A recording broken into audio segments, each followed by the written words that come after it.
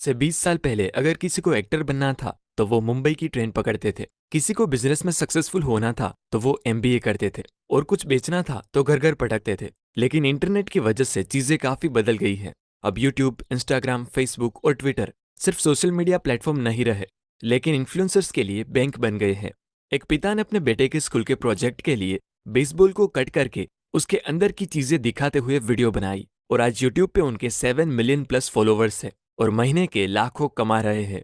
पूरी हिस्ट्री में printing press के बाद का सबसे बड़ा रिवॉल्यूशन इंटरनेट से आया है, जिसने चीजों को काफी बदल कर रख दिया है। इंटेल के चेयरमैन एंडी ग्रो कहते थे कि आने वाले कुछ ही सालों में सभी कंपनीज इंटरनेट से जुड़ी कंपनी हो जाएगी और जो कंपनी इंटरनेट से कनेक्टेड नहीं होगी वो कंपनी सरवाइव ही नहीं कर पाएगी। टीवी का जमाना ऑलमोस्ट खत्म हो रहा है। लोग समझदार होने लगे हैं। लोग आज टीवी एड देख के चीजें खरीदने की बजाय इंटरनेट पे रिव्यूज देखते हैं, थोड़ा रिसर्च करते हैं और अपने फेवरेट इन्फ्लुएंसर ने रेकमेंड की हुई चीजें खरीदते हैं। मतलब आज हर एक इन्फ्लुएंसर खुद एक ब्रांड बन गया है। इसलिए आज मैं एरिक जॉर्गनसन की book the अल्मनाक of Naval Ravikant से कुछ ऐसी बातें शेयर करने वाला हूँ जिससे आप समझ पाओगे कि रियल वेल्थ क्या होती है, कैसे आने वाले टाइम में चीजें बेचने का पावर बड़ी बड़ी कंपनीज से शिफ्ट होकर इन्फ्लुएंसर के पास आ जाएगा, कैसे आप अकेले ही यूट्यूब, इंस्टाग्राम जैसे सोशल मीडिया प्लेटफॉर्म की हेल्प से एक ऐसा बिजनेस बिल्ड कर सकते हो जो हर महीने आपको लाखों रुपए कमा कर दे। अभी कुछ ही दिनों पहले मैंने एक फोटो देखा था जिसमें लिखा था कि बिजनेसमैन वो होता है जो $1 में केले खरीदता है और $2 में उसे बेच देता है, मतलब प्रॉफिट $1। एंटरप्रेन्योर वो होता है जो $1 में केले खरीदता है, उस पर थोड़ा इनोवेशन करके मतलब केले का जूस बना के $10 में बेचता है। लेकिन एक इन्फ्लुएंसर वो होता है जो $1 में केले खरीदता है, उस पर रिसर्च करके केले की न्यूट्रिशन वैल्यू बताता है, केले खाने के फायदे समझाता है, केले की रेसिपीज के वीडियोस बनाता है, मतलब केले की A to Z कुंडली निकाल के इंटरनेट पे लोगों को अवेयर करता है और सालों साल हजारों डॉलर कमाता है। प्रॉफिट आप ही कैलकुलेट कर लीजिए। लेकिन ये सब तभी हो पाता है जब आपका पर्पस और नियत साफ हो। पेटागोनिया एक ऐसी क्लोथिंग कंपनी है जो बड़ी होने की बजाय बेहतर होने में बिलीव करती है। समझाता हूँ कैसे। क्लोथिंग कंपनी होने के नाते उनको अपनी प्रोडक्ट बनाने में कुछ ऐसे केमिकल्स और मटेरियल्स का यूज करना पड़ता है जिससे एनवायरनमेंट डैमेज होता है। तो उन्होंने अपना ये मिशन बना लिया कि प्रोडक्ट मैन्युफैक्चरिंग से लेकर प्रोडक्ट डिस्ट्रीब्यूशन तक के सभी काम एनवायरनमेंट कॉन्शियस होकर ही किए जाएंगे। 2011 में पेटागोनिया ने लोगों के एक्सेसिव कंज्यूमरिज्म को कम करने के लिए एक कैंपेन चलाया था, डोंट बाय दिस जैकेट नाम का। उनका एम था कि लोग चीजें खरीदे उससे पहले 2 बार सोचे। वो मानते हैं कि भले ही हम ऑर्गेनिक और रिसाइकल्ड मटेरियल का यूज करके क्लॉथ्स बनाते हैं, लेकिन फिर भी इस मैन्युफैक्चरिंग प्रोसेस से एनवायरमेंटल प्रॉब्लम होती है। और अगर आप इस कपड़ों को कुछ सालों तक नहीं पहनने वाले या आप कपड़े डोनेट नहीं करते तो प्लीज हमारी प्रोडक्ट मत खरीदिए, क्योंकि हमारी प्रोडक्ट कुछ इस तरह से डिजाइन की गई है कि वो लाइफ टाइम चले। इस एथिक और ट्रांसपेरेंसी से कस्टमर्स के बीच उनकी ब्रांड लॉयल्टी इतनी बड़ी कि लोग उनके $900 के जैकेट्स यानी कि 65,000 का सिर्फ एक जैकेट भी शान से खरीदने लगे। 82 ईयर ओल्ड पेटागोनिया के फाउंडर युवान चोइनार्ड कहते हैं कि ये कैंपेन कोई स्ट्रैटेजी नहीं पर हमारा पर्पस है। और जब से हमने कंपनी के प्रॉफिट और ग्रोथ को साइड पे रख के अपने पर्पस पे फोकस किया है, तब से कस्टमर्स और पैसे की कोई कमी नहीं है।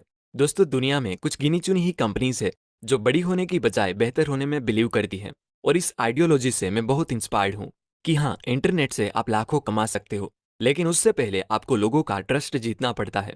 कास्पर एक ऐसी कंपनी है जो बनाती है मैट्रेसेस, लेकिन वो अपनी प्रोडक्ट बेचने की बजाय लोगों को स्लीप हाइजीन के बारे में अवेयर करती है और उनके मैट्रेसेस अपने आप बिकते हैं।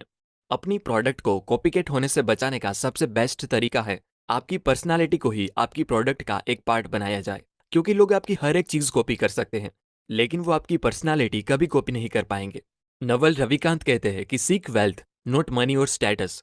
अपने टाइम को पैसों से एक्सचेंज करके रोजी रोटी चल सकती है, लेकिन वेल्थ क्रिएट नहीं हो सकती। वेल्थ बिल्ड करने के लिए आपको इक्विटी यानी कि किसी भी बिजनेस में हिस्सेदारी या कोई ऐसा एसेट बिल्ड करना होगा जो सोते वक्त भी आपको पैसे कमा कर दे।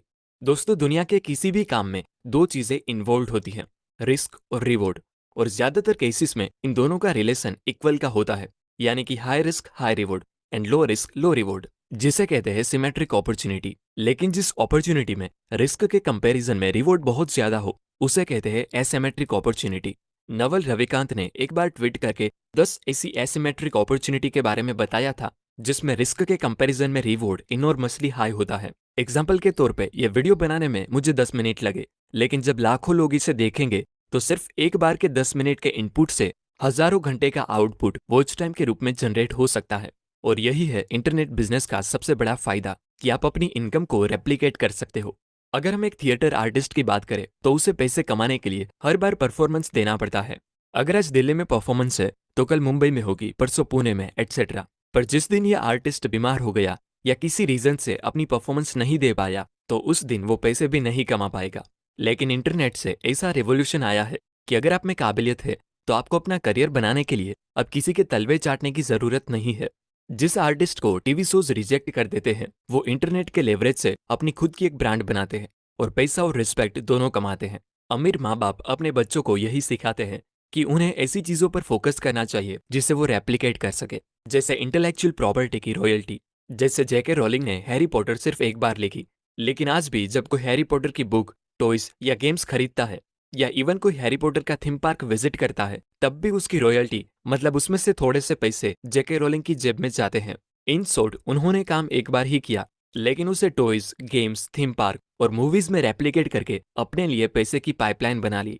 अगर मुझे कोई पूछता है कि मैं क्या काम करता हूँ तो मेरा जवाब होता है, मैं एक छोटा सा किसान हूँ, डिजिटल किसान। मैं कंटेंट के बीज बोता हूँ जिनकी फसलें सालों साल रेवेन्यू जनरेट करती रहती है। कंपनी ऑफ वन होने का सबसे बड़ा फायदा है फ्रीडम। आप जब चाहें जो चाहें कर सकते हो। इंटरनेट बिजनेस में आपकी कंपटीशन वर्ल्ड वाइड होती है, ना कि आपके गली मोहल्ले वालों से। इसलिए आपको किसी स्पेसिफिक नीश को टारगेट करके उसमें अपनी ब्रांड बनानी पड़ेगी। थिंक मीडिया के फाउंडर कहते हैं कि if you try to reach everybody you will end up reaching nobody. लोग इंटरनेट पे डांस सिखाते हैं, कुकिंग सिखाते हैं, इवन रिपेयरिंग और टेलरिंग सिखा के भी लाखों कमाते हैं। बस आपको किसी एक फील्ड में स्पेसिफिक रहना होगा। क्या आपको मिट्टी पसंद है? मुझे नहीं पता, लेकिन ज्यादातर लोगों को मिट्टी पसंद नहीं होती। लेकिन जैसन को बचपन से ही मिट्टी बहुत पसंद थी, इसलिए वो मिट्टी के बारे में पढ़ता रहता, उस फील्ड में रिसर्च करता रहता कि कौन इसे खरीदता है, कौन इसे बेचता है, सोइल की कौन सी क्वालिटी अच्छी होती है, एटसेट्रा। उस पर वीडियोस बना के वो लोगों को होम गार्डनिंग सोइल के बारे में अवेयर करता। और देखते ही देखते उसने खुद की एक ऐसी ब्रांड बना ली कि बड़ी बड़ी फर्टिलाइजर और होम गार्डनिंग कंपनी उसे अप्रोच करने लगी। और ब्रांड प्रमोशन और एफिलिएट मार्केटिंग के जरिए जैसन ने अपना मनपसंद काम अकेले करते हुए भी एक $1 मिलियन कंपनी बना ली। देखो, बहुत से लोगों को लगता है कि वो अमीर तभी बनेंगे अगर वो बहुत पढ़ाई करेंगे या बहुत बड़ी जॉब या बहुत बड़ा काम करेंगे। लेकिन फैक्ट तो ये है कि अगर आप जो काम कर रहे हो उसमें आपका जेन्युइनली इंटरेस्ट है और इंडस्ट्री में उसकी डिमांड भी है, तो आप जैसन की तरह मिट्टी को भी सोना बना सकते हो और मिलियनर बन सकते हो। ऑथर कहते हैं कि सेल्फ एम्प्लॉयड लोगों के मिलियनर बनने के चांसेस कई गुना ज्यादा होते हैं कंपेयर टू उन लोगों के जो जॉब करते हो। एक टाइम था जब ऑयल एक इनोवेशन हुआ करता था जिसने जेडी रॉकफेलर को अमीर बनाया। एक टाइम था जब कार इनोवेशन हुआ करती थी जिसने हेनरी फोर्ड को रिच बनाया। लेकिन अभी टाइम है इंटरनेट का, जिसने बिल गेट्स, मार्क जुकरबर्ग और जेफ बेजोस को अमीर बनाया है। ये मेरा एक छोटा सा प्रयास था आप लोगों को ये बताने का कि आने वाले टाइम पे लोग बड़े बड़े मेगा कॉरपोरेशन से ज्यादा भरोसा कंपनी ऑफ वन यानी कि जेन्युइन इन्फ्लुएंसर्स पे करेंगे, जो सिर्फ प्रोडक्ट बेचने की बजाय लोगों को सिखाए। और उस ट्रस्ट और लॉयल्टी की वजह से लोग सामने से आकर आपको कहेंगे कि ये लो हमारा पैसा और लाओ अपनी प्रोडक्ट। आपका इंटरेस्ट